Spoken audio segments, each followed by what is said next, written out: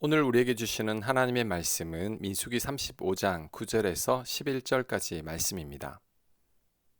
9절 여호와께서 또 모세에게 말씀하여 이르시되 이스라엘 자손에게 말하여 그들에게 이르라 너희가 요단강을 건너 가나안 땅에 들어가거든 너희를 위하여 성읍을 도피성으로 정하여 부지 중에 살인한 자가 그리로 피하게 하라. 아멘. 가나안 땅을 다 분배한 후에 하나님께서 도피성을 만들라고 지시하셨습니다. 도피성은 실수로 사람을 죽인 자들이 피하는 곳입니다. 고의성 없이 사람을 죽인 경우에 피하는 곳이 도피성인데 도피성에 들어가면 가해자에게 절대 보복해서는 안 됐습니다. 하지만 도피성으로 피하지 않으면 죽은 자의 지인들이 가해자에게 보복할 수 있었습니다. 이럴 경우에 서로가 앙심을 품을 수 있습니다. 실수로 저지른 일에 대해 보복을 했기 때문에 보복을 당한 사람의 가족들이 다시 보복할 수 있습니다. 이런 일들을 막으려고 도피성을 만든 거죠. 하지만 실수로 사람을 죽였다고 해도 책임은 져야 합니다. 사람이 죽었기 때문이죠. 그래서 도피성으로 피한 자들은 그 대가로 평생 도피성에서 살아야 했습니다. 대제사장이 죽기까지 도피성을 떠나면 안 됩니다. 혹 도피성을 벗어나면 그를 죽여도 아무런 문제가 없었던 거죠. 일평생 도피성에서 살아야 한다는 것은 매우 힘들고 불편한 삶입니다. 평생을 가족과 떨어져 작은 성읍에서 살아야 했기 때문이죠. 하지만 그만한 책임을 져야 한다는 말입니다.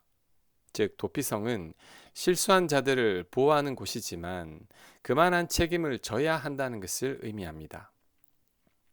혹 나의 실수로 누군가 피해를 보았다면 반드시 그에 대한 책임을 내가 져야 합니다. 실수이고 고의가 아니었다고 해도 책임을 회피해서는 안 됩니다. 실수로 할지라도 고의가 아니라고 할지라도 그에 대한 책임은 내가 반드시 져야 합니다. 또한 이 도피성은 예수님의 모형입니다. 도피성으로 피하는 자들은 도피성으로 가서 장로들에게 자신의 죄를 고백하고 자신의 죄를 자숙하는 시간을 갖습니다. 그 후 대제사장이 죽을 때 사면을 받게 됩니다. 우리 또한 우리 죄를 대신해 죽으신 예수님의 죽음으로 우리 죄를 사면받게 되는 거죠. 하나님께서 도피성을 통해 우리의 도피성이신 예수님을 미리 보여주신 겁니다. 구약시대는 도피성으로 피하면 되듯이 신약시대는 우리의 도피성이신 예수님께 나아가면 됩니다. 그리고 예수님께 우리 죄를 고백하면 됩니다. 그러면 우리 죄를 위해 죽으신 예수님으로 인해 우리의 모든 죄를 용서받게 됩니다. 신약시대가 구약시대보다 좋은 것은 기다리지 않아도 된다는 거죠. 구약시대에는 대제사장이 안 죽으면 수십 년을 기다려야 했습니다. 하지만 지금 우리는 기다릴 필요가 없죠. 나의 죄를 고백하기만 하면 바로 용서받기 때문입니다. 이미 우리의 대제사장이신 예수님께서 십자가에서 죽으셨기 때문이죠. 죄 문제로 고민하고 있습니까?